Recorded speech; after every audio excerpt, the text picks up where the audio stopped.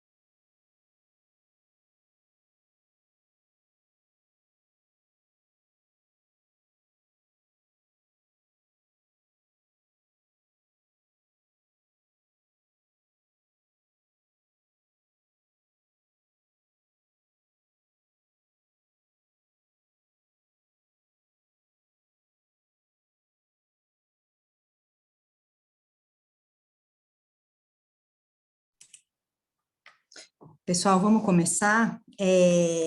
Já temos aqui um número considerável de pessoas que já ingressaram.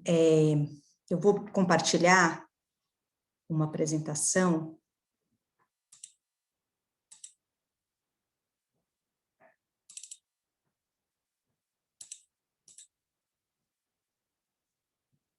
Bom dia mais uma vez a todos. É um prazer receber todo mundo aqui.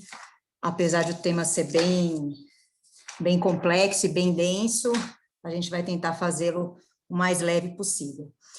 Só fazendo uma introduçãozinha inicial sobre o que nós vamos falar hoje de manhã. A lei, ela é muito complexa e muito comprida e muito densa. Então, nós escolhemos apenas os principais aspectos relativos a ela, o foco foram os pontos que são aplicáveis de forma geral a todos os tipos de licitação, a todos os tipos de contratação.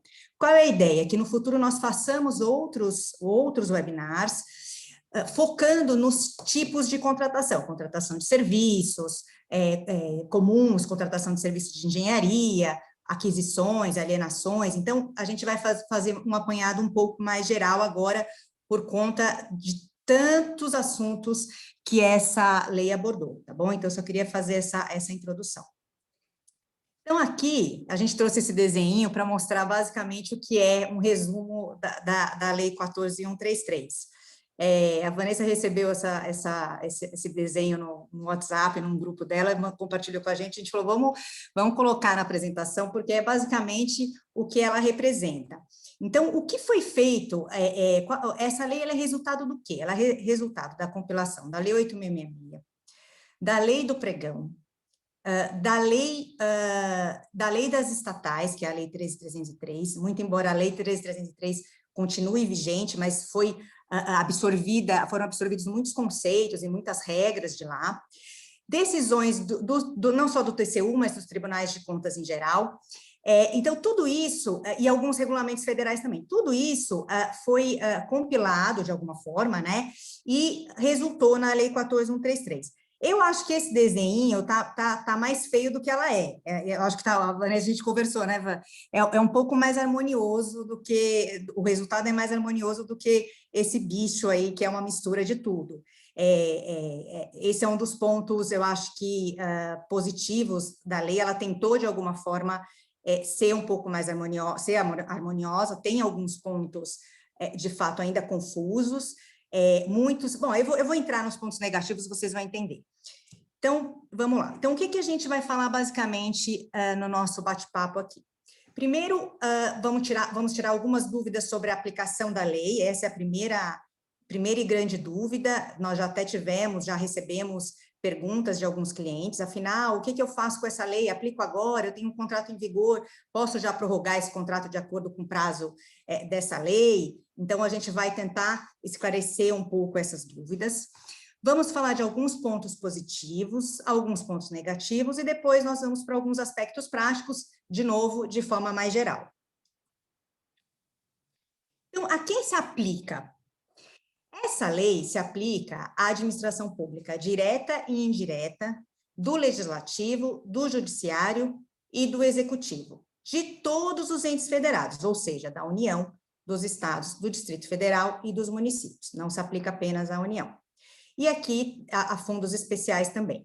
A quem não se aplica? Não se aplica às empresas estatais. O que são as empresas estatais? Empresas públicas e sociedades de economia mistas e suas subsidiárias. Eu fiz aqui a gente colocou uma exceção, porque tem uma parte relativa a crimes em licitação, em contratações públicas, essa sim, essa é a única parte da lei que se aplica às empresas estatais. Então, as leis estatais, as empresas estatais, perdão, continuam sendo regidas pela Lei 13.303. A quais contratações ela se aplica? Ela se aplica à alienação e concessão de direito real de uso de bens, a compras, locação, concessão e permissão de uso de bens públicos, prestação de serviços, obras e serviços de obras de engenharia e arquitetura, contratações de tecnologia de informação e de comunicação e, subsidiariamente, as concessões de serviços públicos e PPPs.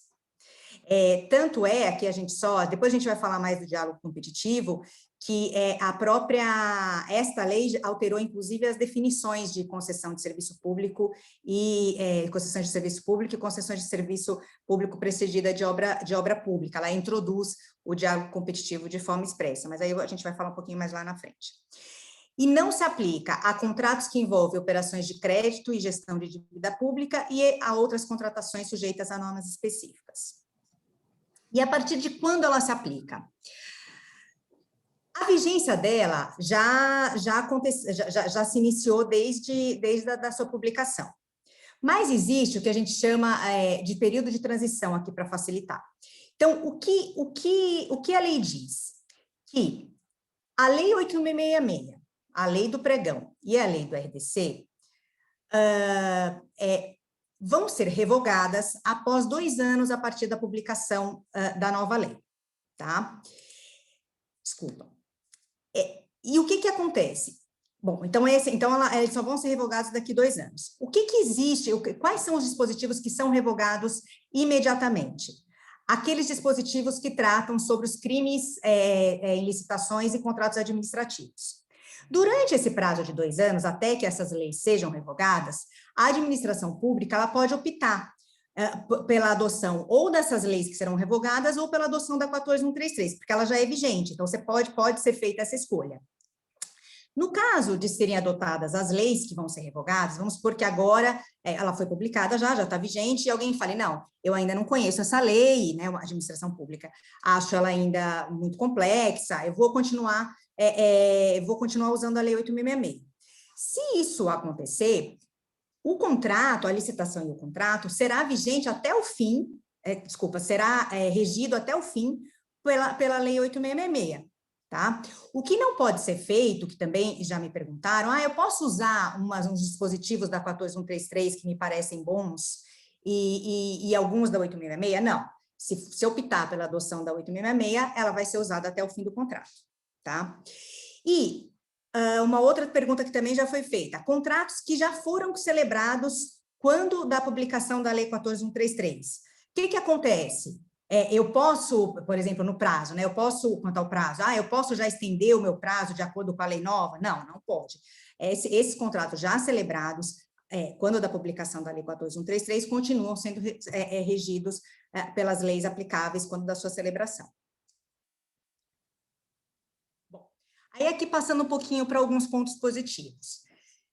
Tem um ponto positivo que pode até trazer um pouco de dificuldade na aplicação prática, mas a lei, toda ela, e principalmente no começo, mas toda ela, de forma geral, incentiva o planejamento da contratação.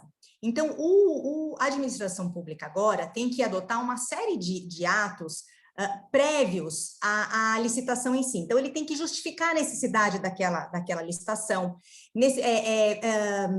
comprovar que tem capacidade econômica e financeira para efetuar o pagamento do contratado. Ela tem que fazer um plano de contratações anual, então, para exatamente planejar o que vai ser contratado naquele ano. Então, apesar de haver dificuldade prática, eu acredito que vai haver dificuldade prática, principalmente de municípios, cumprirem todos esses requisitos, de alguma forma, ele é bom porque ele vai evitar questionamentos futuros, principalmente dos órgãos de controle. Acredito que vai ajudar a evitar esse tipo de questionamento. A outra vantagem, por isso que a gente estava dizendo que aquela figura daquele bichinho não é tão feia assim, é que, de alguma forma, apesar dela ser muito detalhada, a lei, ela, de alguma forma, ela já resolve algumas discussões que existiam na jurisprudência de órgãos de controle e de tribunais. Eram discussões que se arrastavam e acabavam trazendo total insegurança jurídica, porque algumas decisões ao longo do tempo acabavam sendo alteradas, e aí isso trazia muita insegurança jurídica. Então, de certa forma, isso foi bom. Outra coisa, ela consolida, como a gente disse, várias normas em uma única lei. Acho que eu não tinha falado lá no começo da RDC também, né? Mas ela reúne várias leis, de forma que é interessante você ter só um diploma de licitações, né, que regula as licitações.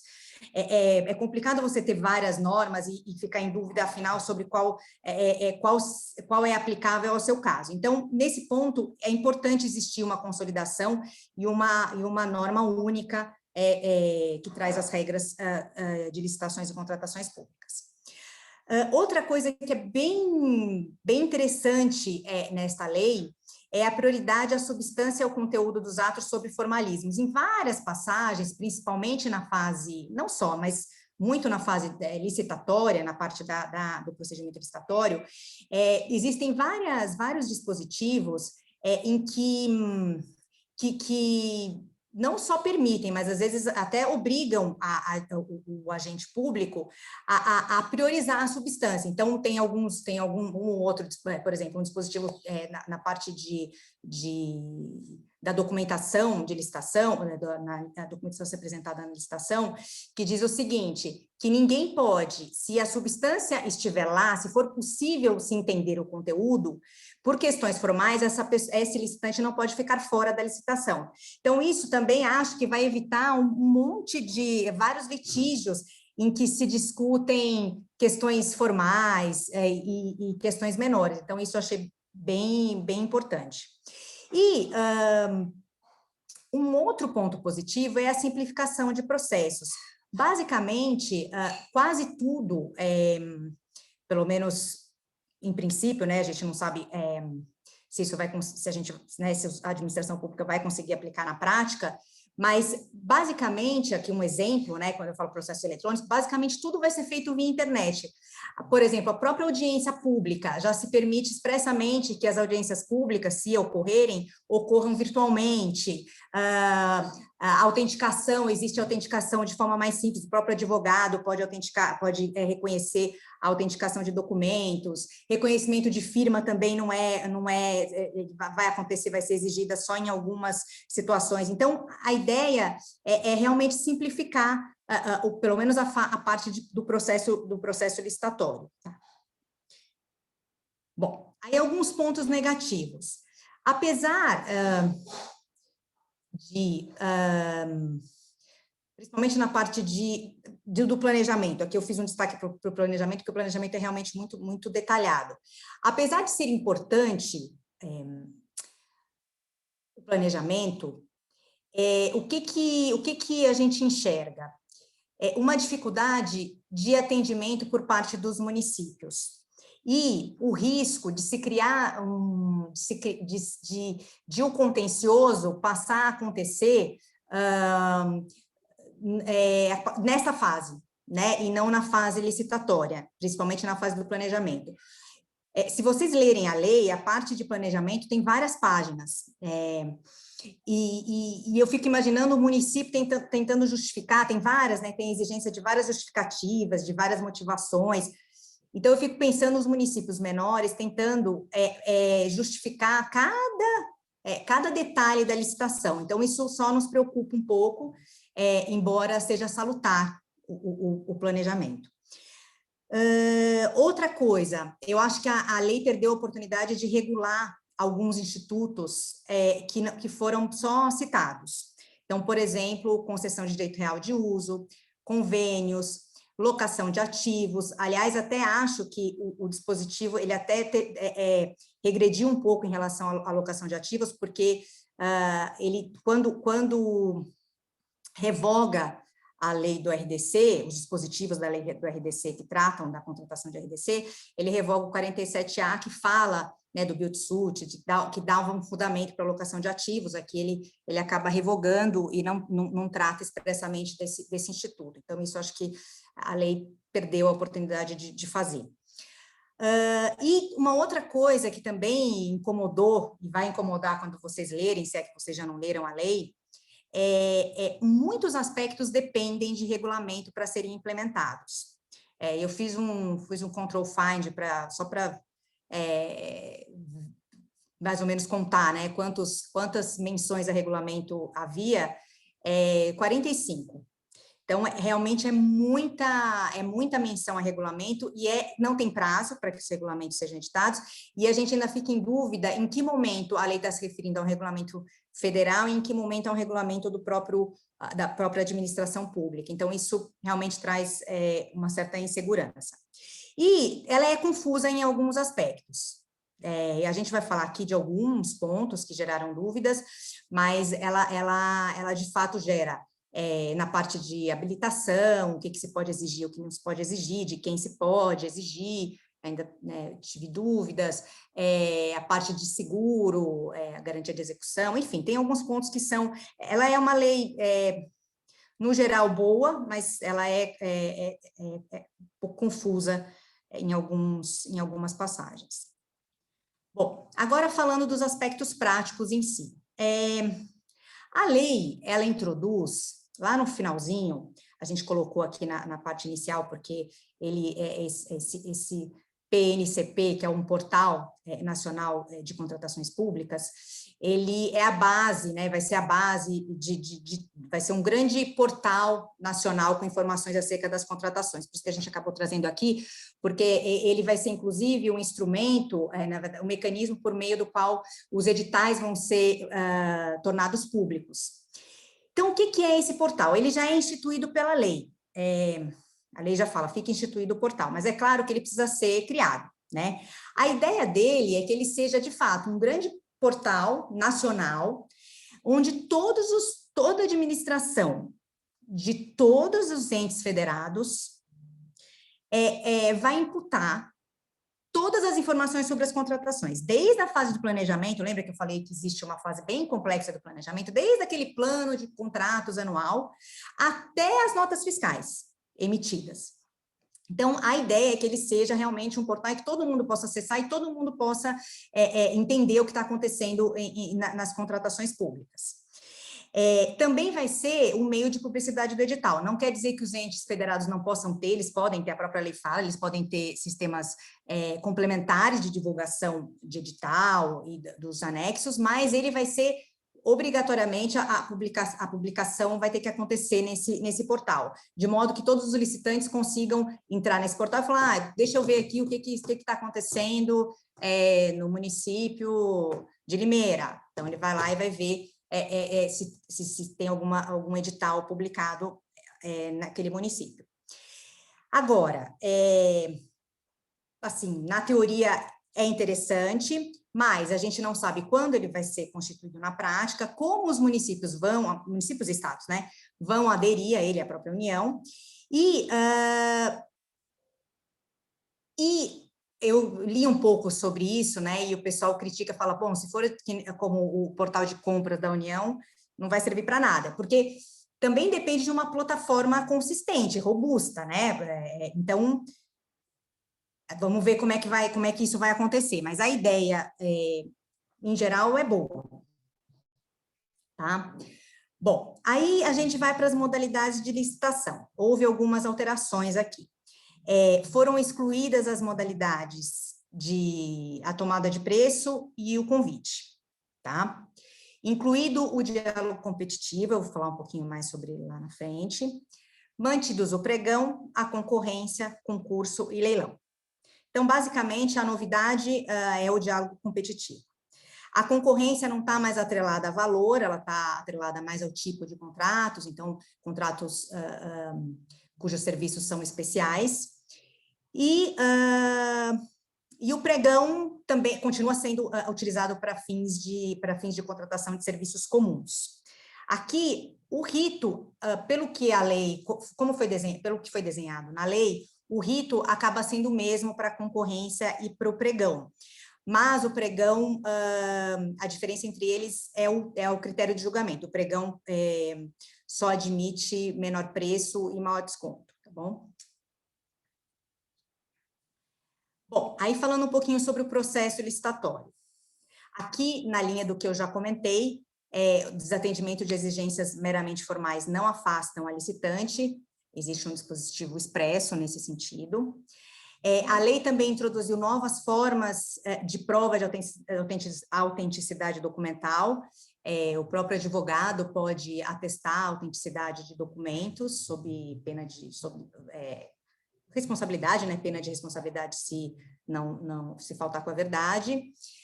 Os atos, isso é bem reiterado na lei, os atos são preferencialmente digitais. A participação em consórcio agora é regra, tá? A vedação, ela deve ser justificada. Então, em princípio, assim, os consórcios podem participar, as licitantes podem participar, participarem em consórcio.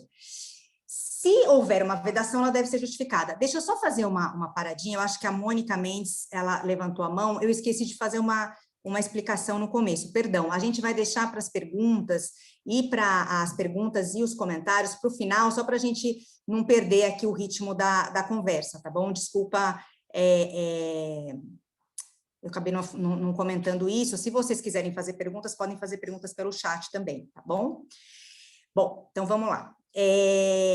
Outra coisa também, inversão de fases é regra. O que eu quero dizer inversão de fase? Porque, na verdade, agora a inversão de fase a tradicional, né? O que acontece agora? Se apresenta a proposta e lances, se houver, julgam-se as propostas, aí se vai para a fase de habilitação, aí para o recurso e depois a homologação. Se houver alguma alteração desse procedimento, essa alteração precisa ser justificada, precisa ser, o agente precisa explicar as razões e as vantagens que justificam o não atendimento desse procedimento, tá bom? E existe a fase recursal única. Isso já vinha acontecendo na prática, e então essa lei normatizou a fase recursal única. Isso já vinha acontecendo porque era mais simples, de fato, e evita muito contencioso durante o procedimento licitatório, né? Aqui, de novo, existe a regra de que as licitações ocorram sobre a forma eletrônica. A lei fala preferencialmente, mas depois ela diz, a utilização de outra forma, da forma presencial, deve ser motivada.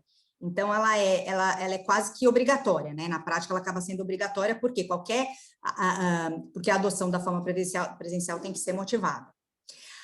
Audiência e consultas públicas são facultativas, a audiência era obrigatória, né? Antes, hoje elas são facultativas, existe previsão expressa de que a audiência ocorra virtualmente, a possibilidade, né, de que ela ocorra virtualmente ou de forma presencial. O prazo também é diferente, agora são 8 dias, ela tem que acontecer, o aviso tem que acontecer 8 dias úteis antes. Existe uma previsão expressa, aliás, em várias passagens da lei, a matriz de risco.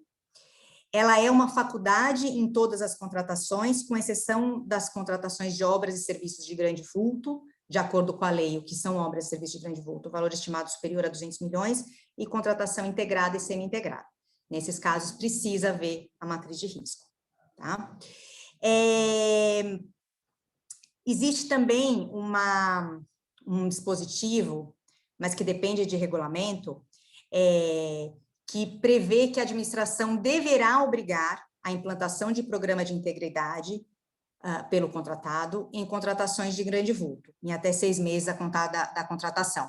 Mas a ressalva é de que essa obrigatoriedade ocorrerá na forma de regulamento que vai ser editado sem um prazo, a gente não sabe quando, né? Que mais? Também tem uma novidade aqui, uma previsão expressa, autorizando a administração pública a atribuir ao contratado as obrigações de obtenção de licenciamento ambiental e de realização de desapropriação, tá? Outra coisa também que é comentada aqui na fase do processo licitatório ainda, quando se fala o que o edital tem que conter, né? Então, ele tem que falar, tem que prever a possibilidade de reajustamento de preços, e também sempre tem essa discussão, né? Existe, a partir de quando, qual é a data base, e ela menciona expressamente que a data base é a data do orçamento estimado, tá? O orçamento, ele pode ser sigiloso, desde que justificado, só não pode ser sigiloso, isso também é algo que já existia, né, na lei de RDC. Tem várias coisas aqui que a gente, só fazendo também um parênteses, que a gente indica aqui como novidade, mas são dispositivos ou são ideias que já constavam de uma modalidade ou outra, que já foram emprestadas da Lei 13.303, que já eram aplicadas nos contratos de RDC, né? Então, eu estou falando aqui novidade no próprio, nas contratações, nas licitações e contratações em geral, né? Então, o orçamento estimado pode ser sigiloso, desde que justificado, só não pode ser sigiloso para os órgãos de controle interno e externo, né? Eles têm que ter acesso. Bom, agora vamos para o famigerado diálogo competitivo. Todo mundo já deve ter ouvido falar do diálogo competitivo, tal do diálogo competitivo.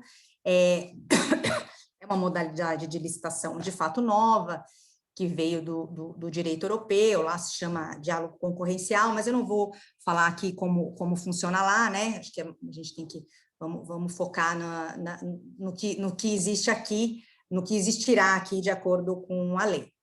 Então, o que é o diálogo competitivo? O diálogo competitivo é uma modalidade, né? Ele é considerado, aqui pela lei 14.133, uma modalidade de licitação, por meio do qual a administração pública pretende desenvolver alternativas para atender às necessidades dela.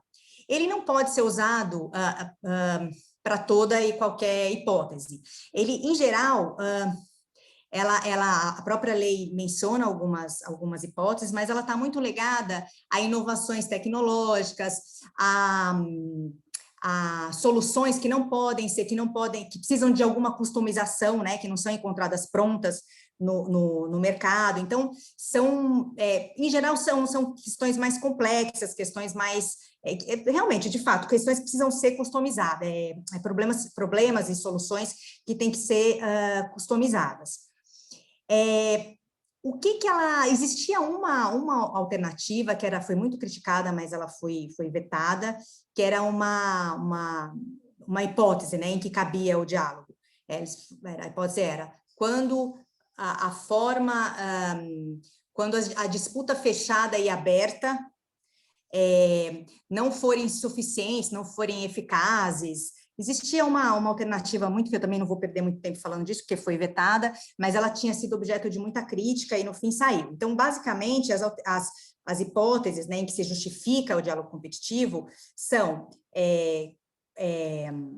soluções que envolvem inovações tecnológicas e soluções que não estão disponíveis no mercado. Tem um pouco mais de detalhe na lei, mas assim, resumindo.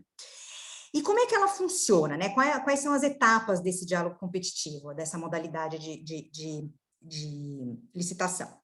Primeiro, a administração lança um edital explicando quais são as necessidades dela e como ela selecionará as licitantes que participarão do diálogo. Bom, aí a administração faz a seleção desses licitantes. E aí ela começa o diálogo sobre as soluções. Então, cada licitante apresenta a sua solução e ela dialoga com esses licitantes sobre cada uma das soluções até encontrar uma solução que seja aquela que atenda à necessidade da administração pública. Ela pode mesclar, ela pode usar uma ou mais, né? A lei fala uma ou mais soluções. Então, pelo que eu entendi, dá para se fazer uma mescla dessas soluções. Então, ela vai fazendo esse diálogo. Quando ela encontrar uma solução, ela começa a fase competitiva, que já vai estar cujas regras já estarão pré-estabelecidas. E essa fase competitiva vai acontecer entre quem? Entre aqueles licitantes que foram pré-selecionados lá atrás e que apresentaram cada um a sua solução, tá? Aí tem muita gente que fala, poxa, mas isso parece um PMI, porque a administração pública recebe soluções e ela tem esse diálogo e depois acaba escolhendo uma delas.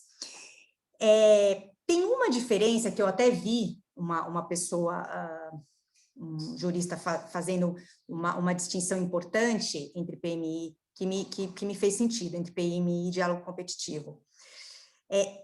O diálogo competitivo, ele já é a própria licitação. Então, a chance de ele ser levado até o fim é grande, né? O PMI, quando acontece, a Vanessa vai falar um pouquinho mais, quando ele acontece, não existe garantia de que a administração pública vá usar esse estudo para fazer uma licitação, né? Tanto é que esse até é um dos pontos que muitas vezes afasta, né, interessados em apresentar PMI. O diálogo competitivo, diferentemente, já é a própria licitação. E o charme aqui é o seguinte, que a fase competitiva também é uma diferença da PMI, ela acontece só entre aquelas pessoas que foram pré-selecionadas, ele não é aberto para todo mundo, né, só entre aquelas pessoas que foram pré-selecionadas lá atrás. Então, muita gente vê com bons olhos, outros acham que isso não vai dar certo, que a administração pública não terá capacidade de fazer análise das soluções. Como contra-argumento a esse ponto, existe o seguinte, a própria lei diz que podem ser contratados terceiros para ajudar a administração pública na análise dessas soluções. Então, achei interessante isso. Isso, de alguma forma, supre a carência, né, da administração pública de profissionais que sejam capazes de solucionar de analisar essas soluções, porque são soluções realmente muito específicas, né? E algumas envolvem realmente inovações tecnológicas e tal. Então a gente não sabe o que vai acontecer na prática, mas, enfim, vamos esperar, e lembrando que o diálogo competitivo pode acontecer em concessões em PPPs. Isso tem menção expressa na lei, tá? Bom, agora a gente vai para os critérios de julgamento. Aqui eu só coloquei o objetivo, porque a lei, ela tenta deixar mais claro o que é proposta, ela tenta abrir o conceito de proposta mais vantajosa, no sentido de que ela não é exclusivamente o menor preço, mas ela tem que considerar, a lei fala algumas vezes sobre isso, ela fala, deve-se considerar o ciclo de vida do projeto. Então, ela dá a entender justamente isso, de que não vale só o menor preço, não necessariamente o menor preço corresponde à proposta mais vantajosa para a administração pública. Então, quais são os critérios de julgamento que a lei traz? Menor preço, maior desconto, melhor técnica ou conteúdo artístico, técnica e preço, aqui depois eu vou falar um pouquinho mais, maior lance, maior retorno econômico, e maior retorno econômico, tá? São esses o que a lei traz. Nos critérios de menor preço, e depois eu vou falar um pouquinho mais de alguns, nos critérios de menor preço e maior desconto, é considerado o menor dispêndio para a administração pública. Por que eu levantei isso? Porque logo em seguida a lei fala o seguinte, que o menor dispêndio, ele pode ser, inclusive, considerar, para se apurar um menor dispêndio, pode-se considerar custos indiretos, como, por exemplo, custos de manutenção, que isso vai gerar, né? Custos menores, redução de custos de manutenção, redução de custos de depreciação, menor impacto ambiental. Então, tudo isso, desde que consiga ser quantificado, pode ser considerado menor dispêndio para a administração pública. Tá? Aqui eu tinha feito, vou voltar só um pouquinho para falar da técnica de preço. Como eu disse, a lei, ela trouxe muitos pontos que tentou resolver, né, muitas questões que eram discutidas nos tribunais e tal. E uma delas era o percentual máximo de pesos. Então, ela já deixou expresso que o percentual máximo de peso da proposta técnica é 70%, tá? Bom, falando do maior retorno econômico, que é uma grande novidade, no sentido de que ele vai ser aplicado, pode ser aplicado de forma mais abrangente, mas ele já existia no RDC e na Lei de Empresas Estatais. Ele só pode ser aplicado em contratos de eficiência. E aí, o que é considerado, né, nesse contrato de eficiência e na licitação, que adote esse critério de maior retorno econômico? Deve ser considerada a maior economia gerada. E a remuneração do contratado vai ser proporcional à economia efetivamente gerada na execução do contrato, tá? E aí, como é que se faz o julgamento da proposta? Então, se faz o resultado da economia estimada menos a proposta de preço, porque o contratado, ele indica, né, na proposta o que ele pretende receber. Então, desse cálculo vai resultar a melhor proposta. E, na linha do que já existe na Lei de Empresas Estatais, nesse contrato de eficiência, deverão ser estabelecidas as consequências para o contratado pelo não atingimento da economia estimada. Então, se ele tem uma regrinha na lei, né, que é praticamente igual à da Lei das Empresas Estatais, que é, se o contratado não atinge a economia estimada, ele tem um desconto da remuneração dele. E se essa não geração for tão grande, né, se for, ele tem ainda uma sanção, além de desconto da remuneração, ele tem ainda uma sanção. Bom, aí, passando agora um pouquinho para o procedimento, a gente vai falar da apresentação das propostas e depois vai falar da habilitação, tá? O artigo 55, ainda não decorei os prazos todos, mas o artigo 55 trouxe novos prazos para apresentação das propostas pelos licitantes, e aí de acordo ou com a natureza, com o objeto a ser contratado, ou com o critério de julgamento, tá? Então, ele traz vários prazos diferentes entre a publicação do edital e a apresentação das propostas. Ele fala expressamente, prevê expressamente os modos de disputa aberto e fechado. E eles podem ser, o que é o aberto? O aberto é aquele que tem lances, né? Se abre e vai se fazendo lances intermediários até se chegar ao melhor valor. E o fechado é aquele tradicional, se entrega os envelopes fechados e se vê o valor de cada um, né? Ou, enfim, de acordo com cada critério que consta do edital, e se apura quem apresentou a melhor proposta. Eles podem ser aplicados isoladamente ou em conjunto. Então, pode ter o fechado e depois se abre para lances. Só no menor preço ou maior desconto que o modo fechado não pode ser isolado, tá? Então ele tem que no mínimo ser misto, tá? Garantia de proposta continua sendo 1% do valor estimado para contratação. A lei fala que ela pode ser exigida como requisito de pré-habilitação. Ainda ficou um pouco a dúvida de quando ela é exigida, mas como ela está na parte em que se apresenta que se apresentam as regras sobre as propostas, eu entendo que ela pode ser exigida exatamente como tem sido exigida na prática hoje em dia, né? Se exige a apresentação da proposta, do envelope contendo a garantia de proposta, se abre esse envelope, depois se abre o envelope de propostas. Acredito que seja assim, ele não ficou clara a lei sobre em que momento ela pode ser exigida. E aí, existe a possibilidade, a lei fala expressamente, sobre a possibilidade de negociação de condições mais vantajosas após definido o resultado do julgamento.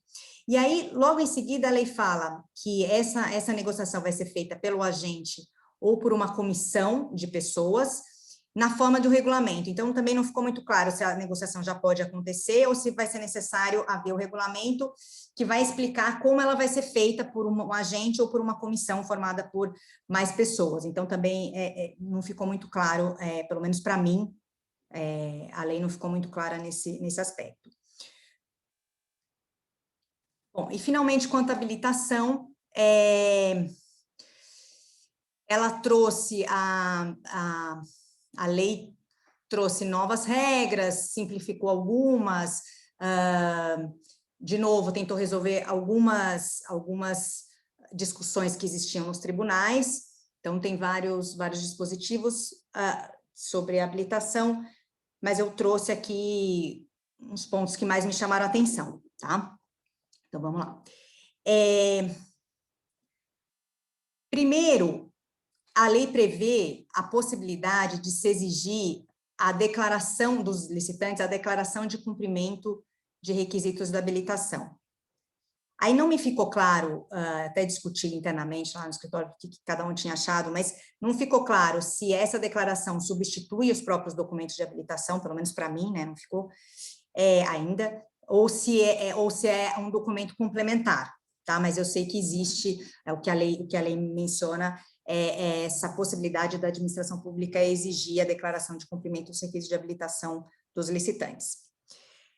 E aí, outro ponto que também não ficou muito claro pela redação da lei é o seguinte: se todas as licitantes devem apresentar os documentos de habilitação ou se somente o licitante vencedor, porque tem um dispositivo que fala a apresentação dos documentos de habilitação será exigida somente do licitante vencedor. Então, não fica claro se essa palavra apresentação foi colocada de forma equivocada ou se, de fato, ela foi pensada, né? Porque, então, não ficou muito claro se todos têm que apresentar e só será aberta o envelope do licitante vencedor ou se ele vai ter que apresentar depois. O licitante vencedor tem que apresentar depois, não ficou muito claro. A lei prevê que a administração tem que exigir a declaração de cumprimento de reserva de cargos de pessoas com deficiência e reabilitação pela Previdência Social. Ela tem que fazer a declaração sobre as penas da lei.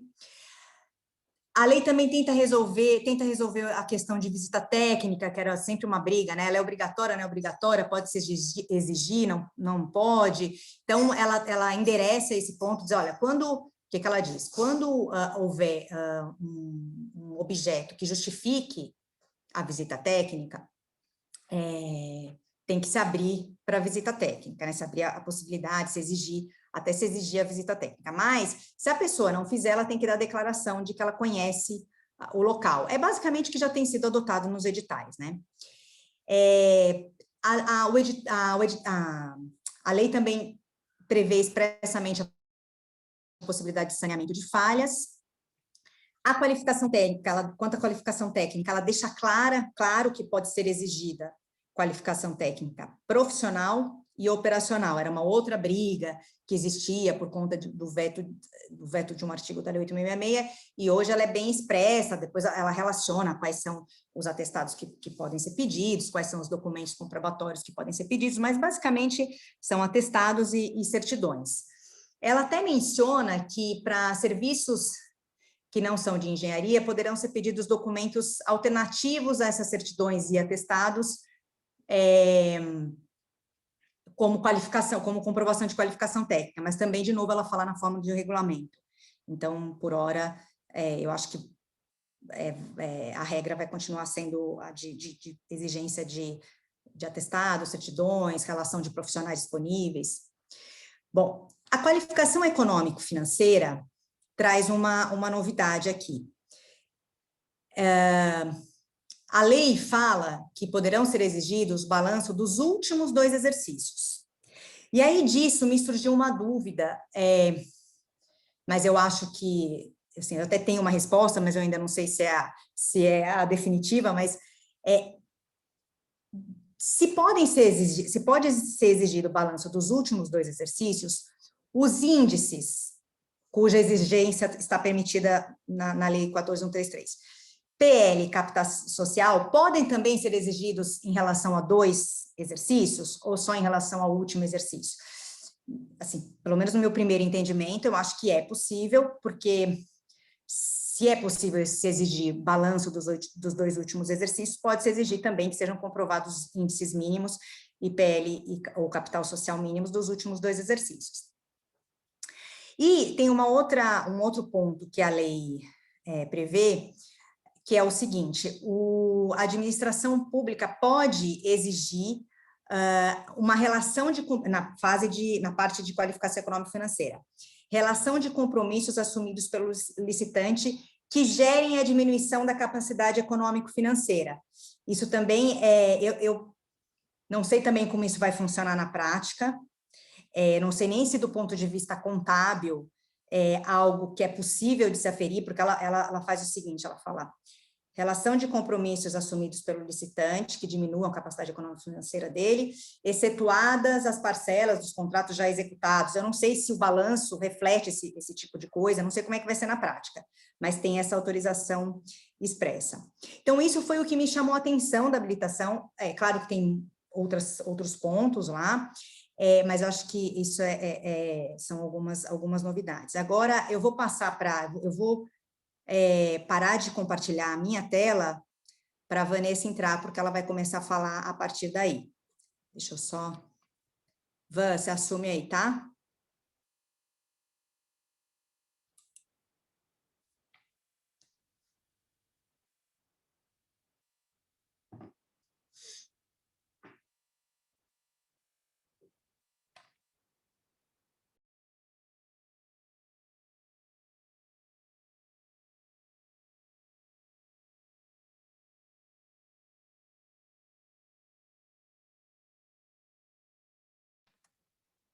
Bom, antes de começar a falar, antes de tudo, né, dar boas-vindas para todos os presentes. A gente está com a sala cheia, uma plateia muito qualificada, então é sempre bom conversar de um assunto interessante com pessoas interessadas, todo mundo com muitas perguntas, inclusive eu. Então, como diria o nosso sócio querido Eduardo Grevich, é uma alegria estar aqui, e eu vou terminar de falar sobre a parte de licitação com os procedimentos auxiliares, que é um acessório ao procedimento licitatório que a lei trouxe, e depois eu vou entrar no território dos contratos, né, da execução dos contratos, que é um outro universo e que tem muitos ecos interessantes também, que a gente vai conversar sobre isso. Então, para finalizar a parte de licitação, que a Mariana falou, a lei traz também os procedimentos auxiliares, alguns já conhecidos da própria lei 8666, outros conhecidos de outros arcabouços jurídicos, outros novos, mas, infelizmente, serei muito breve, não só porque eles são acessórios, como também todos eles estão sujeitos a regulamento, segundo a própria lei dispõe expressamente. Então, a gente está um pouco no escuro, sabemos que isso vai acontecer, não sabemos exatamente como, né? Tem um credenciamento, a lei não é clara, mas é basicamente empresas que podem se credenciar e concomitantemente podem haver contratos similares em mercados fluidos, né, que a lei fala que também não é algo muito claro, mas basicamente vai ter um banco de empresas credenciadas e essas empresas podem ser chamadas a contratações de acordo com regras próprias que ainda serão regulamentadas. A pré-qualificação já é uma velha conhecida nossa, já existia, já é muito praticada, especialmente em licitações mais complexas, de contratos mais densos, Então, é um procedimento prévio ao certame em si, a apresentação das propostas. Com a pré-qualificação, várias empresas podem ficar pré-qualificadas durante um ano. O BNDES, inclusive, tem usado muito isso para a contratação de consultorias, por exemplo. Várias consultorias ficam pré-qualificadas, já apresentaram os seus documentos de pré-qualificação, e à medida que as contratações forem surgindo, entram-se, então, naqueles certamezinhos com os pré-qualificados. A nova lei diz claramente que, quando houver efetivamente a apresentação de propostas para a contratação, é possível que só os pré-qualificados participem, como também é possível abrir para os que ainda não foram pré-qualificados. Isso vai ficar no poder discricionário de cada gestor público. O PMI, eu acho que foi a grande novidade desses procedimentos auxiliares que a nova lei trouxe, porque, novidade entre aspas, né? Porque o PMI é uma coisa que todo mundo conhece demais, mas o PMI foi uma coisa que surgiu há poucos anos, que estava escondidinho lá na lei de concessões como uma possibilidade, e que ninguém usava, ninguém sabia muito bem do que se tratava, e de repente o PMI começou a ser disseminado, e os entes federativos começaram a fazer os seus próprios regulamentos de PMI, e hoje em dia tem muito PMI, todo mundo sabe disso, especialmente os municípios, né, que tem aquela dificuldade interna de ter uma equipe que construa e que estruture projetos, e o PMI até hoje foi usado na área de concessões e PPPs. Então, a nova lei de licitações, ela traz o PMI para abrir para todos os tipos de concessão, de contratação, desculpa, e o PMI previsto na nova lei de licitações é sempre de solicitação da administração pública, da iniciativa da administração pública, não está previsto a iniciativa do privado, né, que é uma coisa que acontece na área de concessões, a gente sabe, e quando for necessário que sejam feitos estudos para soluções inovadoras que contribuam com questões de relevância pública na forma do regulamento. Então, ainda vamos esperar esse regulamento, mas eu achei que é uma novidade boa trazer esse elemento já tão utilizado em concessões para todas as contratações públicas. Tem o sistema de registros de preços e registro cadastral, que é algo também que já existe na Lei 8.666, é muito usado para compras, né, para fornecimento de bens, tem aqueles registros ou contratações com preços unitários, então foi algo similar também, que pode ser que no detalhe mude, dependendo ainda do regulamento que virá. Então, não temos muitas novidades em relação a isso. Fechando, então, agora as licitações, entramos no território dos contratos.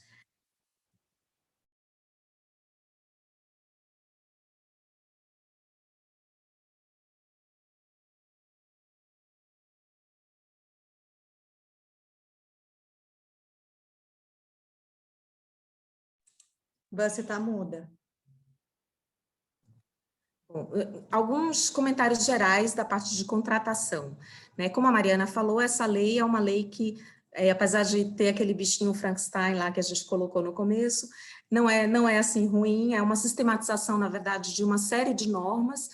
E quando eu li a lei, especialmente na parte dos contratos, né, que é sobre o qual eu vou falar, eu tive uma sensação assim contínua de déjà vu, porque assim, poxa, isso aqui eu conheço de algum lugar, isso aqui eu conheço de algum lugar. Realmente, não só dessas leis que foram compiladas e que vão ser revogadas, né, RDC, Pregão, mas também outras leis que continuam vigentes, mas que dialogam muito, né, que estão muito presentes, ecoam muito nessa nova lei. Na parte da execução dos contratos, eu daria destaque para a lei anticorrupção, naturalmente, né, com tudo que aconteceu nos últimos anos no país, é claro que a nova lei de licitações ia refletir isso, e também a LINDB, né, a Lei de Introdução às Normas de Direito Brasileiro, que em 2016 sofreu uma alteração importantíssima, com a introdução de novos dispositivos que tratam de administração pública, atos administrativos, contratos administrativos, puxando o gestor público para uma realidade de ter um compromisso com as consequências dos seus atos, as consequências práticas, tirando o direito administrativo e a execução de contratos, daquele âmbito mais formalista, né, que é uma tradição do nosso direito administrativo. Tudo muito formalista, muito preso ao que está escrito, e trazer sem deixar de observar a lei, claro, o princípio da legalidade, mas trazer também uma análise mais econômica do direito, uma análise mais de consequências concretas, de custos-benefícios, do barato que sai caro, né? Então, isso também ecoa nessa nova lei de licitações, e o que eu acho um ponto positivo, né? Na execução do contrato, na gestão do contrato, esses princípios são chamados para que eles sejam praticados efetivamente.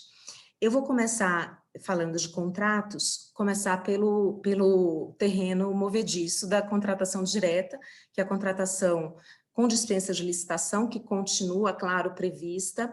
A gente tinha o antigo artigo 24 da Lei 8.666, cujas hipóteses lá previstas, muitas delas, eu diria a maioria, foram replicadas na nova lei, continua tudo parecido, aquelas hipóteses de valor, de alguns objetos específicos, de segurança nacional, de emergência, de contratações na área de saúde, no âmbito do SUS, continuam, muitas hipóteses são muito parecidas, né? A gente trouxe aqui alguns destaques de coisas que nos chamam mais atenção e que são mais novidade. Primeiro, reforça-se muito a responsabilidade do agente em solidariedade com o contratado, nos casos de contratações diretas indevidas, com dolo, com fraude, com erro grosseiro. Mais uma vez, o eco, né, do que aconteceu ao longo do tempo, Lava Jato, Lei Anticorrupção, LINDB, tudo isso é trazido aqui para a contratação direta, o que eu acho muito positivo, né? Acabar um pouco com o arbítrio, que muitas vezes a gente sabe que era praticado, né, na esfera das contratações diretas.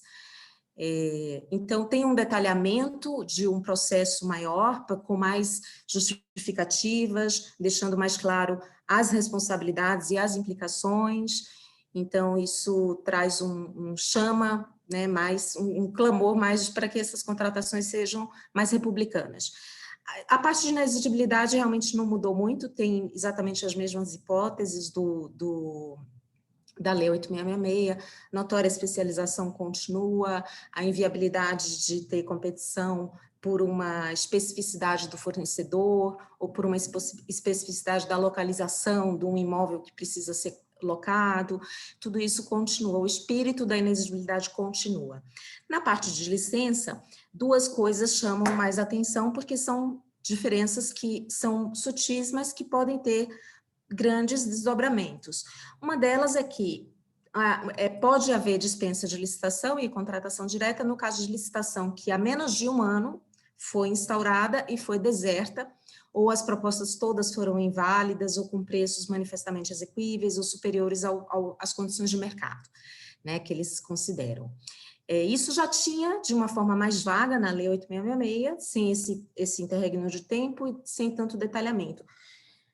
Na verdade, isso a gente discutiu muito internamente e consideramos que continua uma porta aberta aí para o velho conluio, né? Porque, bom, junta todo mundo, põe lá umas propostas inexequíveis, meio inválidas, a licitação, puxa, não deu certo, vou ter que contratar diretamente, independentemente do valor e do escopo.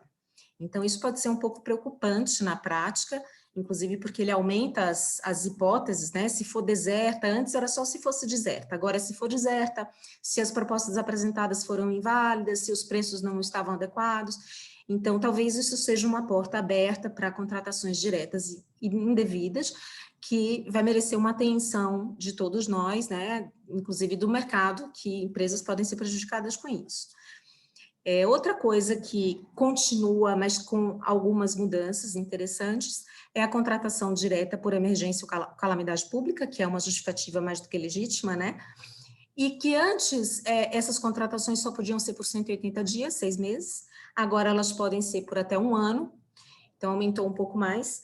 É vedada a prorrogação, que já era antes, mas agora tem outra vedação expressa que não tinha antes, que é vedada a recontratação da mesma empresa já contratada por emergência, que também era um caso que muitas vezes acontecia de uma mesma empresa, os contratos de 6 meses irem se prorrogando sob o mesmo argumento da calamidade ou da emergência, e aquilo perpetuar e virar um contrato longo com a mesma empresa sem licitação.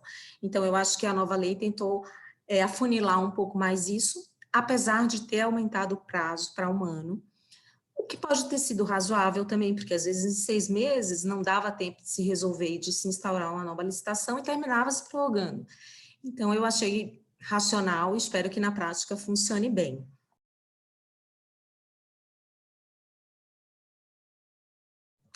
Os contratos administrativos, aqueles dentro da regra geral, né, decorrentes de uma licitação, e que é o grande universo de contratações públicas mesmo, né? Acabou a licitação, passamos para o contrato, e o que tem de novo?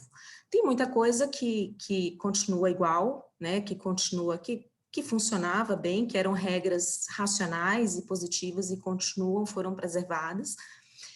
Tem algumas coisas que são novas, né? Uma das coisas muito interessantes é que em diversos dispositivos relativos à execução dos contratos, são colocados prazos para a administração pública responder ou se manifestar sobre um pedido de reequilíbrio, de reajustamento, de repactuação. Isso é muito importante, porque a gente sabe que muitas vezes os contratos ficam totalmente desequilibrados ou com problemas seríssimos, porque a administração pública contratante fica omissa, né? Ela não tem um prazo a cumprir, ou ela simplesmente ignora aquilo, e o contratado fica ali na mão, né? Numa situação bastante difícil de depois renegociar um aditivo lá na frente que retroaja.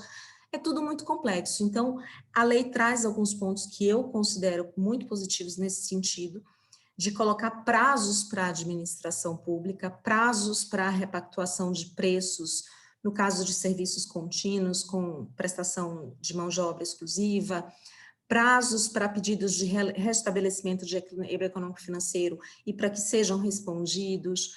Então, isso tudo é muito positivo.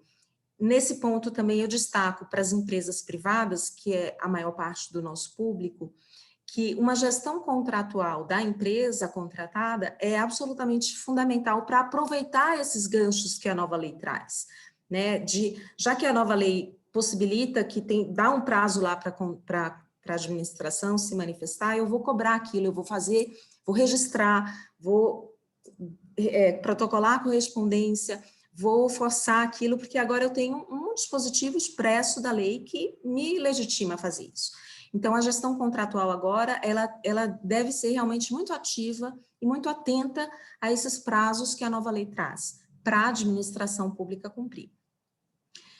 Uma coisa interessante também é que prevê expressamente que a eficácia dos contratos, todos eles, e seus aditamentos também, depende da divulgação em até 20 dias úteis naquele portal nacional de contratações públicas de que a Mari falou antes. Né? Isso é bom porque, né, crava também um prazo para a administração pública de ter que publicar para o contrato ser eficaz, para produzir efeitos jurídicos, para o contratado cumprir as suas obrigações. Por outro lado, foi o que a Mari falou também, a gente não sabe como que vai ser esse portal, quem que vai instituí-lo, como que ele vai funcionar, como que vai ser a adesão dos entes a ele. Então, espera-se que isso aconteça rapidamente. Como a gente tem um período de 2 anos aí para ter a revogação total da Lei 8666 e a adesão total à nova lei, em 2 anos isso vai ter que funcionar bem, porque a eficácia de todos os contratos administrativos que forem assinados, ele depende dessa publicação no portal. Outra coisa muito interessante também é que a lei expressamente possibilita a celebração de contrato em forma eletrônica. Tudo pode ser eletrônico. Agora, não precisa ter mais um papel. Então, os contratos, os termos aditivos, tudo pode ser feito eletronicamente. Mas a lei também diz que isso depende de regulamentação.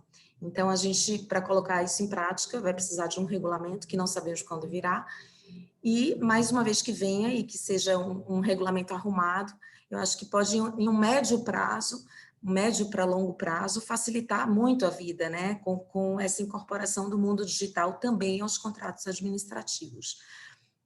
Uma coisa muito interessante que a lei traz, inclusive traz com destaque em um capítulo próprio, é a alocação de riscos. Ela traz como um incentivo muito grande, não é uma obrigação, diz que o contrato poderá prever a alocação de risco entre as partes, né? Em alguns casos só que é obrigatório, eu vou falar disso, mas que é uma tendência nos contratos mais complexos de concessões e PPPs. A gente sabe que uma cláusula de alocações de riscos boa, ela é absolutamente fundamental para a saúde de todo o contrato, né? Então, isso agora é trazido para todos os contratos administrativos. Eu achei muito positivo, né? Por quê? Porque uma boa cláusula de alocação de riscos, ela direciona os processos de reequilíbrio econômico-financeiro. Se o risco é alocado para o contratado, acabou. Ele renuncia, a lei fala inclusive isso, ele renuncia a qualquer pedido de reequilíbrio se o risco é alocado para ele desde o início. Então, as coisas ficam mais claras, acabam-se aquelas discussões, isso cabe, isso não cabe, reequilíbrio, como é, como é que não é. E o risco que for alocado ao contratante, cabe sim reequilíbrio. Além disso, além dessa alocação de riscos, é também muito claro que alguns riscos são necessariamente, independentemente do que se coloque na matriz de riscos, são riscos que ensejam o reequilíbrio econômico-financeiro, asseguram esse direito ao contratado, que são as alterações unilaterais do contrato, que continuam, é uma prerrogativa da administração pública, a gente sabe disso, elas continuam e elas expressamente darão ensejo, sim, a reequilíbrios econômico-financeiros, assim como alterações de tributos, que também é algo que já estava na 8666 e foi preservada, nada mais justo. E outra coisa também interessante, que também dá ensejo expressamente a pedidos de reequilíbrios pelo contratado, são atrasos em licenciamentos ambientais em processos de desapropriação, claro, se a causa do atraso não é imputável ao contratado. Então, isso está muito claro, porque sempre tinha muita discussão, não, mas é você que deve fazer o licenciamento, independentemente de quem seja a obrigação do licenciamento ou da desapropriação, se houve um atraso não imputável ao contratado, dá ensejo ao reequilíbrio. Isso eu acho que foi uma garantia e um conforto muito bom também para o contratado. Agora vou passar para a próxima. Garantia de execução do contrato. Isso tem novidades muito interessantes, ainda que um pouco confusas, né? Mas eu acho que vai dar pano para manga. A garantia de execução do contrato já existia na Lei 8666, né? A performance bond, fundamental, que está previsto em praticamente todos os contratos, especialmente os de maior vulto. E continua as modalidades, né, caução, títulos de dívida pública, fiança bancária, seguro-garantia, mas foi dado um destaque maior para o seguro-garantia, o que eu achei bastante racional também, porque na prática a gente sabe que o seguro-garantia é a grande modalidade utilizada, né, por grande parte dos contratados, especialmente nos contratos de maior vulto, e então foi dado um destaque maior, como que esse seguro-garantia tem que funcionar, como é que ele tem que ser estruturado. E uma das coisas muito interessantes é que prevê expressamente agora que, em casos de serviços e obras de engenharia, o edital pode exigir que a garantia seja por meio de seguro-garantia e pode exigir também que o segurado assuma o contrato em casos de inadimplemento do contratado. Então, uma vez que a seguradora tem essa obrigação de assumir o contrato, ela pode terminar a execução do contrato por si mesma, ela pode subcontratar, ou ela pode não fazer nada e simplesmente pagar o prêmio e pagar tudo. Né? Mas equivale mais ou menos ao papel do financiador nas concessões, né? Que também pode assumir, em alguns casos, a concessão. Agora, é o segurador nos contratos administrativos em geral. Em geral, digo, de obras e serviços de engenharia, que geralmente são os que cabem mais esse tipo de coisa e que tem esse tipo de inadimplemento. Então, eu achei muito interessante, eu acho que o mercado securitário deve estar bastante alvoroçado com essa novidade para se preparar para isso, pode ser bom, pode ser ruim, não sei, mas é uma novidade interessante e que eu acho que vai afetar bastante, assim, vai reverberar bastante nos contratos de vulto, principalmente de grandes obras públicas, né, que envolvem serviços e contratos de empreitada global, de contratações integradas do ex-RDC, que são contratos com escopos muito complexos e que o papel do seguro-garantia é fundamental, e agora vai ser mais ainda. Quanto aos percentuais de garantia de execução de contrato, se mantiveram os 5%, que é a regra geral, né, o que acontece até 5%, na verdade. A Lei 866 já previa uma exceção de até 10%, em alguns casos de maior complexidade e devidamente justificado, isso permaneceu, mas uma grande novidade da lei nova é que agora, em contratos de grande vulto, é permitido que se exija uma seguro-garantia de até 30% do valor do contrato, com cláusula de retomada, que é aquela cláusula que a seguradora assume. Então, isso é muito interessante, muito novo, né? Talvez vá dar briga, né? O que é um contrato de grande vulto? O que é que justifica pedir uma garantia de 30%? Quanto isso vai restringir o universo dos licitantes? O quanto que isso é necessário para dar segurança jurídica para o contrato? Essas discussões todas vão acontecer, né? A gente ainda não sabe onde elas vão parar, mas a gente pode imaginar que elas acontecerão. E talvez seja salutar que aconteçam e que se encontre uma boa saída para todos. Agora vamos para a parte de duração dos contratos, dos prazos. Tem várias novidades na lei, interessantes, assim, várias não, mas algumas interessantes que a gente destacou aqui, porque isso é um grande, principalmente nos contratos de prestação de serviços contínuos, né, que tem aquela limitação dos 5 anos e depois não acabou, né? Não tem sempre um problema de que às vezes não tem licitação, aí tem que fazer um emergencial e tal. Então, como que ficou tudo isso? Nos serviços nos contratos de serviços de fornecimentos contínuos, continua-se prevendo que o prazo pode ter até 5 anos. Pode-se celebrar um contrato de até 5 anos. Só que a novidade é que se prevê também que existam prorrogações sucessivas até a vigência máxima decenal. O decenal é de 10 anos. Então, na prática, aquilo que hoje o teto máximo é de 5 anos, agora originalmente você pode assinar o contrato até 5 anos e essas prorrogações futuras que venham a acontecer podem chegar até 10. Então, isso eu acho que é uma mudança bastante significativa para os prestadores de serviço, né? Que foi sutil, assim, a vigência máxima decenal, mas na prática é isso. Agora, eles vão chegar até 10 anos, se for o caso, né? Tem uma possibilidade de extinção anterior pela administração, que é uma coisa que não tinha, que a administração colocou lá, talvez como um conforto, falou, olha, eu posso até prorrogar até 10 anos, mas a qualquer momento eu posso voltar atrás, se eu não tiver créditos orçamentários suficientes mais, ou simplesmente se aquilo não interessar mais para mim, né? Se o escopo do contrato não tiver mais interesse público. Então, isso é uma novidade e não é porque a prerrogativa da administração pública de extinguir o contrato unilateralmente, ela sempre existiu, né? Uma das prerrogativas dos contratos públicos. Então, é uma novidade, mas foi expressamente colocada aqui com esse aumento do prazo dos serviços contínuos. Foi previsto também até 10 anos, em algumas hipóteses de dispensa de licitação. Geralmente, eu não vou falar muito desses contratos, são coisas muito específicas, contratos que envolvem fornecimento para a segurança nacional, contratos que envolvem insumos de saúde, ou fornecimentos de transferência de tecnologia e de serviços para o SUS, no âmbito do SUS, ou que envolvem pesquisas tecnológicas também com transferência de tecnologia e inovação. São coisas muito específicas que não afetam a maioria das empresas e o dia a dia dos seus negócios, né? Mas também foi previsto esse contrato de 10 anos. Foi previsto também um contrato de prazo indeterminado, que é uma exceção das exceções, né, nas contratações públicas, apenas quando a administração for usuária de serviço público em regime de monopólio. Eu imagino que, sei lá, um fornecimento de energia que tenha uma distribuidora que tem um monopólio e não tem muito o que a administração fazer. Não faz sentido ficar renovando aquele contrato, porque existe um monopólio, não tem opção, né, e ela precisa como usuária daquele serviço público.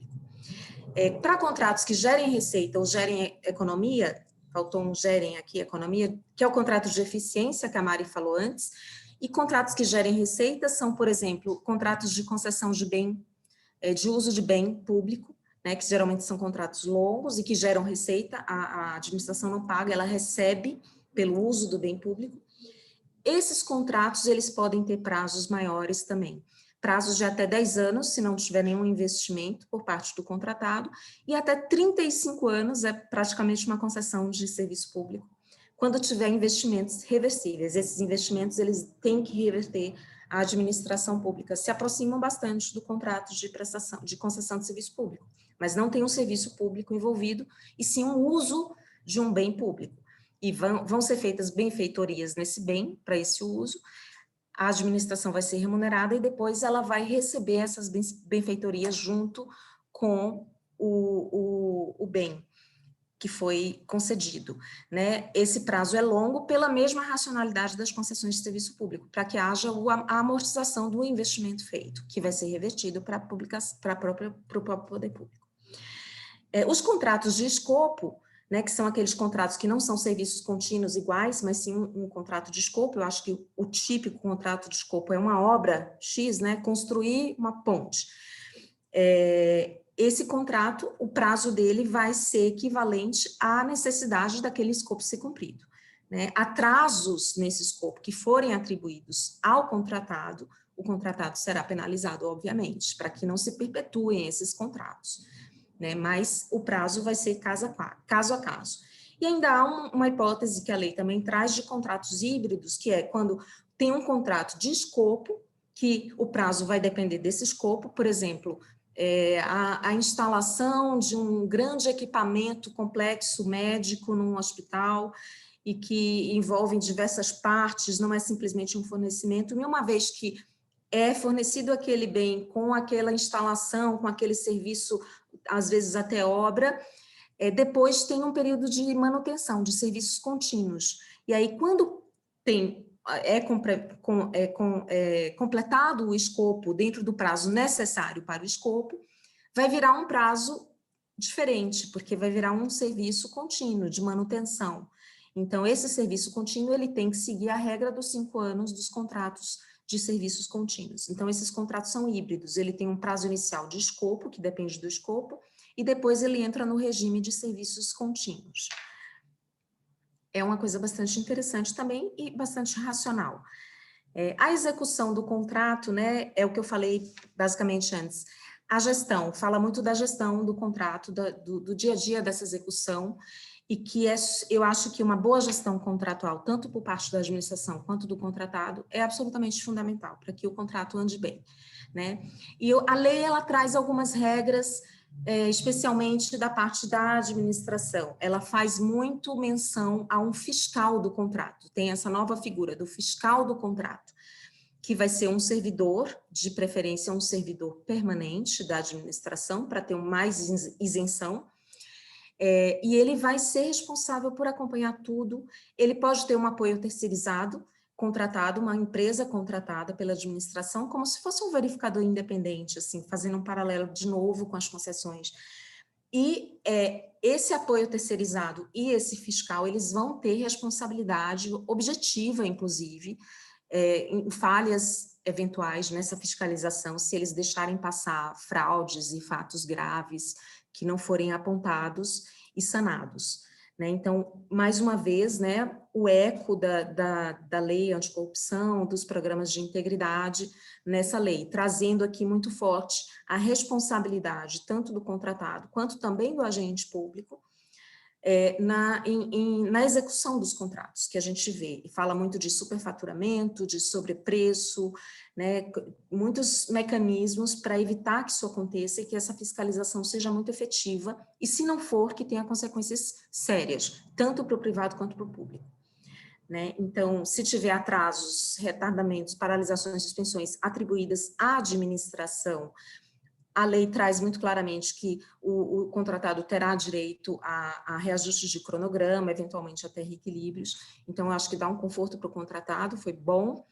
A subcontratação continua sendo permitida, como já era antes na 8666. Tem que ter, claro, algumas regras, não pode ser do escopo total do contrato. O subcontratado tem que atender a uma qualificação técnica mínima. E isso tem que estar previsto no edital com as suas limitações e também em regulamento. Mais uma vez, a menção a um regulamento que a gente não sabe quando virá e do que vai tratar.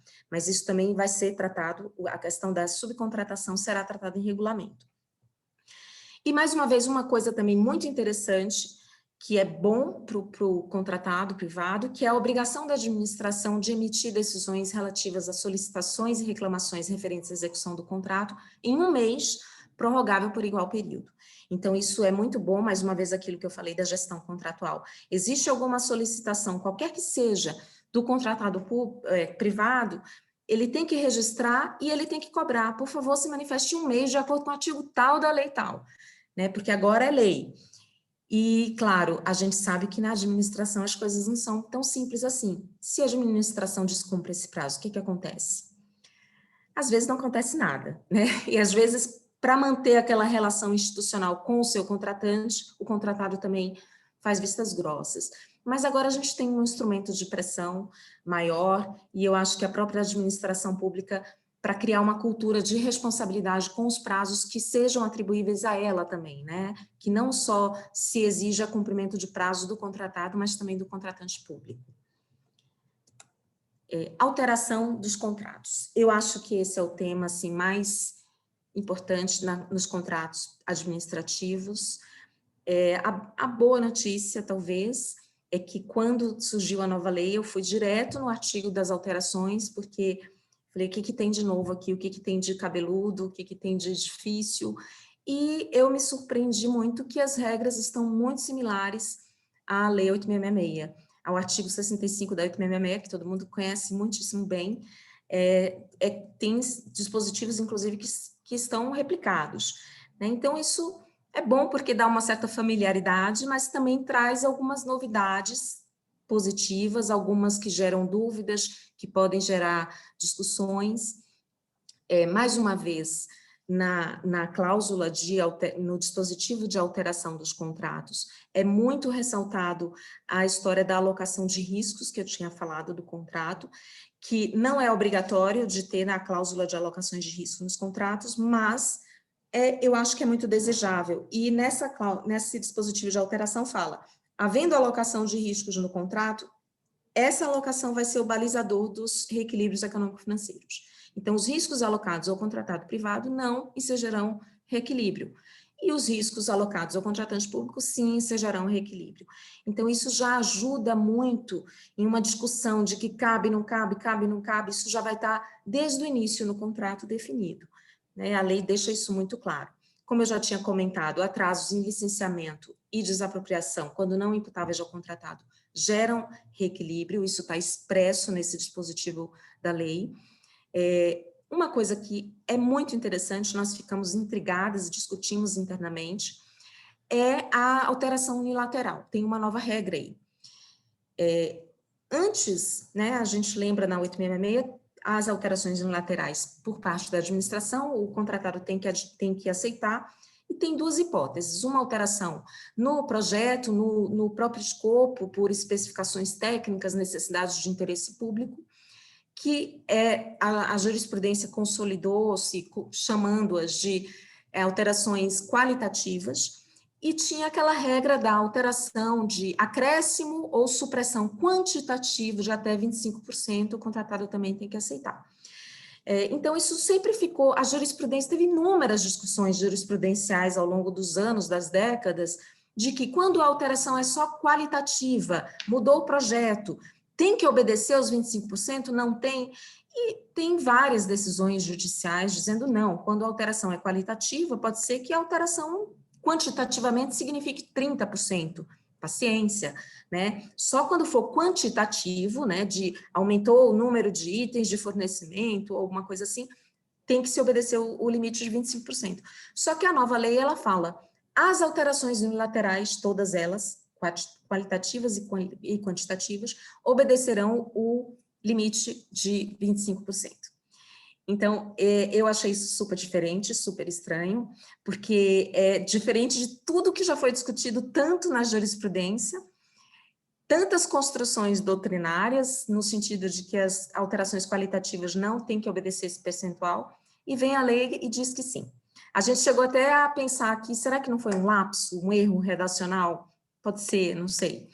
Mas isso é algo que eu acho que temos que ficar atentos, né? Nas execuções dos contratos, é algo que certamente isso vai ser discutido, isso vai ser questionado. E quando houver a necessidade de uma alteração qualitativa de projeto, de escopo, de especificação técnica que supere os 25%, vai ser um desafio. Como lidar com isso? Então, isso é um ponto assim que eu chamo muita atenção, que eu diria que é o que merece mais atenção em termos de alteração de contratos. Um outro ponto que também merece muita atenção e que é muito positivo para o contratado é que a lei traz expressamente que as alterações unilaterais elas devem acontecer concomitantemente com o reequilíbrio no mesmo termo aditivo, né? E que isso, inclusive, é uma condição para que o contratado execute aquela alteração determinada. Isso é extremamente positivo porque muitas vezes nas alterações unilaterais a gente sabe que a administração determinava, o contratado tinha que cumprir e o reequilíbrio só vinha muito tempo depois, né? E com muita briga e com muita luta. Então, agora se amarrou mais assim, olha, eu só estou obrigado a cumprir a sua determinação unilateral depois que você fizer o reequilíbrio, isso tudo tiver um termo aditivo. Isso foi muito positivo. Eu considero realmente, em termos de alteração de contrato, uma regra, uma das mais positivas da nova lei. Outra regra também de alteração é que o pedido de reequilíbrio, uma vez que seja pedido o reequilíbrio antes da extinção do contrato e antes da sua prorrogação, mesmo que o contrato não seja prorrogado, seja extinto, mas tem aquele direito ao pedir ao reequilíbrio, esse reequilíbrio ele vai ter que ser realizado mesmo depois da extinção do contrato. A lei prevê claramente que vai ter o reconhecimento do reequilíbrio, e aí, claro, não vai ser mais dentro da própria execução, vai ser por meio de uma indenização da administração para o contratado por meio de um termo indenizatório. Então, isso também é muito importante, porque muitas vezes o contrato já está perto de se extinguir, aquele reequilíbrio está pendente e acaba o contrato e o contratado fica na mão, brigando por um direito a uma indenização que hoje a lei expressamente regula e prevê. Então, isso foi muito positivo. No caso do antecipação dos efeitos do termo aditivo, como eu falei, qualquer alteração unilateral exige o termo aditivo como condição para execução. Em alguns casos justificados de emergência, de situações muito peculiares, né, e concretas, pode-se exigir a execução imediata antes do termo, mas, mesmo assim, a lei prevê que essa formalização do termo tem que se dar em 1 mês. Então, isso também é bom, porque na pior das hipóteses, o contratado tem que executar, mas em 1 mês ele tem o seu termo aditivo e o seu reequilíbrio assegurado. Pelo menos em tese, é o que a lei prevê. Nas contratações integradas e semi-integradas, que são aquelas contratações super complexas, que envolvem muitas coisas, que são do RDC, do antigo RDC, que foi trazido para a lei, tem regras restritas para alteração de valores, para evitar exatamente que, no meio de toda essa complexidade, os preços fiquem aumentando e superfaturando muito, que acontece, né? Então, tem regras mais restritas, inclusive prevendo-se que, em regra geral, né, só vai acontecer alteração de preços em casos de força maior e caso fortuito. Então, isso já limita um pouco e já coloca as coisas um pouco mais dentro dos eixos. E nessas contratações também, a matriz de risco, ela é exigida no contrato, ela é obrigatória, exatamente para ter um balizador desde o começo dos pedidos de reequilíbrio e evitar toda aquela confusão de toda hora, um reequilíbrio dentro daquele objeto tão complexo e que muitas vezes gera, assim, superfaturamentos e prorrogações totalmente arbitrárias. Então, a lei tentou afunilar um pouco isso. Vindo agora para a extinção dos contratos, continua praticamente igual as regras de extinção. Tem algumas novas hipóteses, como o contrato pode ser extinto se o licenciamento ambiental ou o processo de desapropriação demorar demais, sem ser imputável ao contratado. Então, o contrato vale mais a pena extinguir um contrato do que ficar prorrogando e protelando aquele contrato. Teve maior sistematização das hipóteses, porque na Lei 8.666 era tudo misturado, tinha um monte de hipótese que era por culpa do contratado, por culpa da administração, por interesse público, estava tudo junto, misturado. A nova lei, ela sistematizou mais, ela separou mais o que é culpa do contratado, o que é interesse público, o que é decisão da administração, então teve uma organização maior que eu achei positiva. Mais uma vez, isso é uma coisa que sempre nos perguntavam na 8666 e, infelizmente, a minha resposta é a mesma na nova lei. A hipótese de rescisão por conta do próprio contratado. Ele pode rescindir o contrato extrajudicialmente? Não, ele não, continua não previsto isso, né? E o que não está previsto na lei, no direito administrativo, não está no mundo. Então, continua não havendo essa previsão. O que existe é, sim, alguns confortos, né, de que o contratado ele pode suspender a execução do contrato se ele não é pago por 2 meses consecutivos, se, enfim, uma série de condições lá que já existiam antes e que eu acho que ficaram melhores. E também ele pode pedir por meio judicial e agora também por meio arbitral, né, que aí a arbitragem também entra na nova lei, que é uma coisa também bastante positiva, que é o meu tema um pouco mais da frente. Pagamentos, eu achei interessante porque a nova lei ela trouxe um capítulo específico de pagamentos, o que eu achei fundamental, né? Porque o que tem de problemas de inadimplências, de atrasos, de confusões, quando o cliente é o poder público, todo mundo que está aqui presente sabe. Então, agora exige-se que tenha uma ordem cronológica em cada categoria de pagamento, tem a categoria do fornecimento de bem, tem uma ordem cronológica dos contratos, uma ordem das obras, uma ordem dos serviços.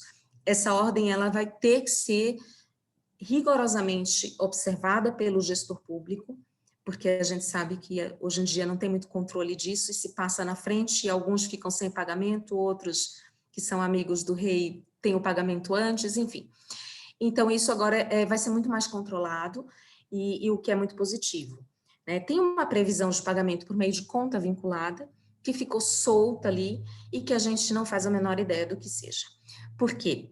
Porque antes dos vetos, existia uma previsão de uma conta vinculada, em que, anteriormente aos pagamentos, o gestor público, o contratante, poderia deixar lá os valores que seriam pagos posteriormente ao longo do contrato, para assegurar que aquele dinheiro estava ali separado para aquilo e tal. Isso foi vetado. Então, essa conta vinculada com essa finalidade, ela foi vetada com a justificativa de que esse dinheiro vai ficar parado ali, não faz sentido e tal.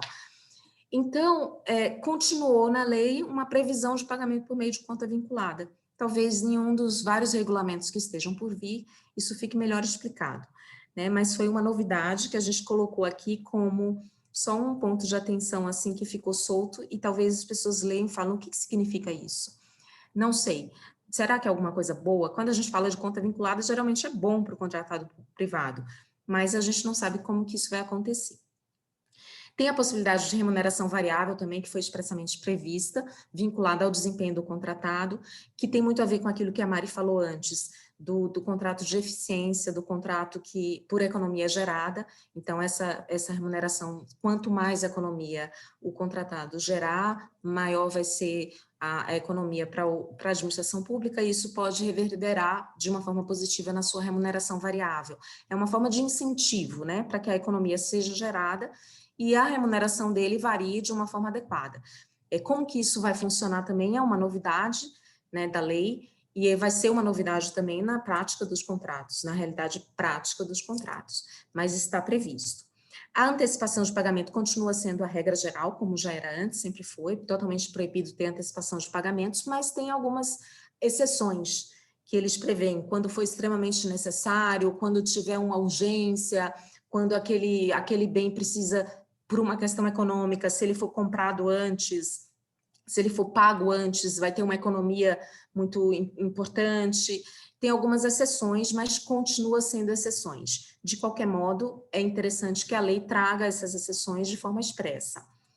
O pagamento de parcela em controvérsia, isso é porque em alguns casos, talvez até em remunerações variáveis, ou em casos de medição, em que cada mês tem um pagamento diferente, as parcelas não são fixas, tem parcelas que podem ser controversas, né? Isso acontece muito, tem aquelas glosas, enfim. E isso, a lei também expressamente fala, olha, o que foi, para não paralisar todo o pagamento, né, e às vezes fica meses por causa de uma discussão, paralisa tudo. A lei é muito clara, o que foi incontroverso deve ser pago de imediato. O que for controverso, aí sim, vai ficar em suspenso até que se resolva a controvérsia. Isso também é um fator positivo para o contratado privado.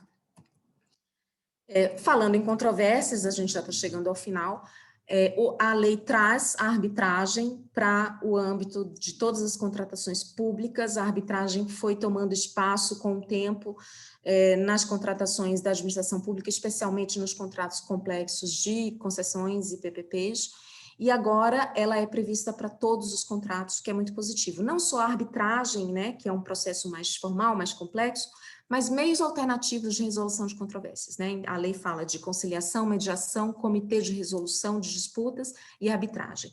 Isso, eu acho que internamente os órgãos e as entidades vão se organizar para criar até esses comitês mais simples, né, do que um tribunal arbitral. Pode ser previsto também um tribunal arbitral, uma câmara arbitral, isso pode estar constado nos contratos. E uma coisa interessante é que expressamente a lei prevê que os contratos poderão ser aditados para permitir a adoção desses meios de arbitragem.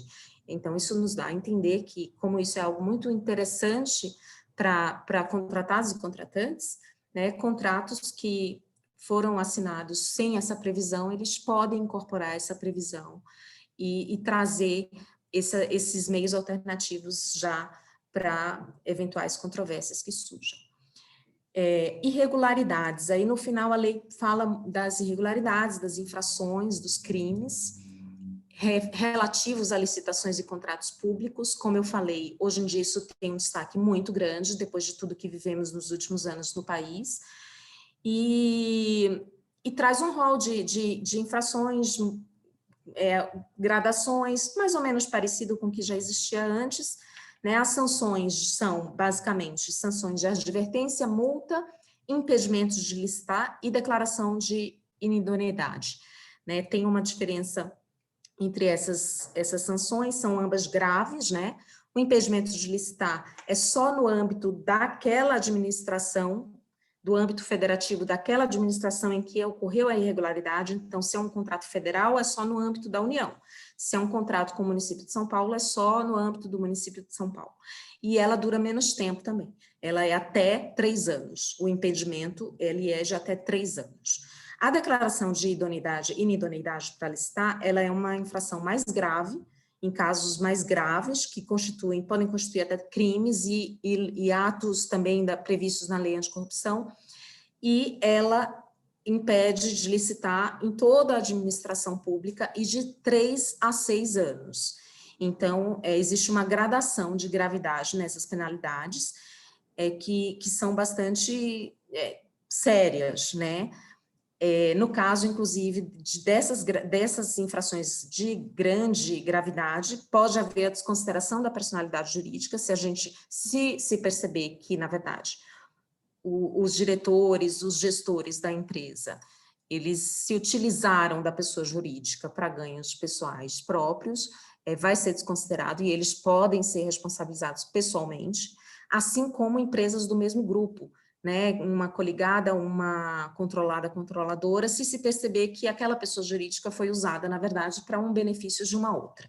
Então, são gravidades realmente severas, muito significativas para que essas consequências aconteçam, mas, de outro lado, não é grande novidade, né? Isso apenas reverbera, ecoa a lei anticorrupção, que já vem muito nesse sentido, né?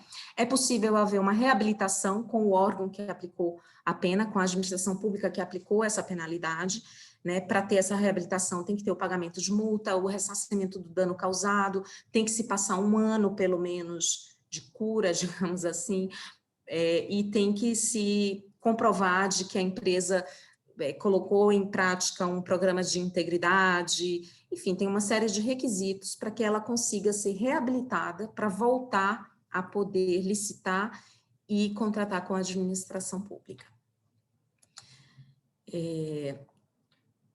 Impugnações, pedidos de esclarecimento e recursos continuam essas previsões que a gente já conhece, né? É possível impugnar o edital, pedir esclarecimentos, os recursos. Uma coisa interessante que a Mariana já falou, que agora a fase recursal é única, isso economiza muito tempo e muita discussão, né? O prazo de recurso, que antes era 5 dias corridos, agora são 3 dias úteis, e tudo se concentra para, na fase final, ter um só julgamento, né?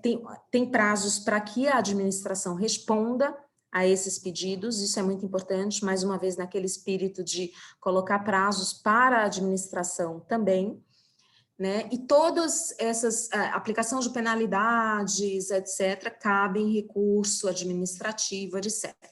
No caso da declaração de inidoneidade, não cabe recurso administrativo, né? Como é uma penalidade mais grave, cabe só pedido de reconsideração, já para a autoridade suprema do órgão, a superior, e isso vai ser resolvido, podendo ser resolvido, inclusive, junto com outros órgãos da área de anticorrupção, se forem atos que sejam lesivos também, de acordo com a lei anticorrupção.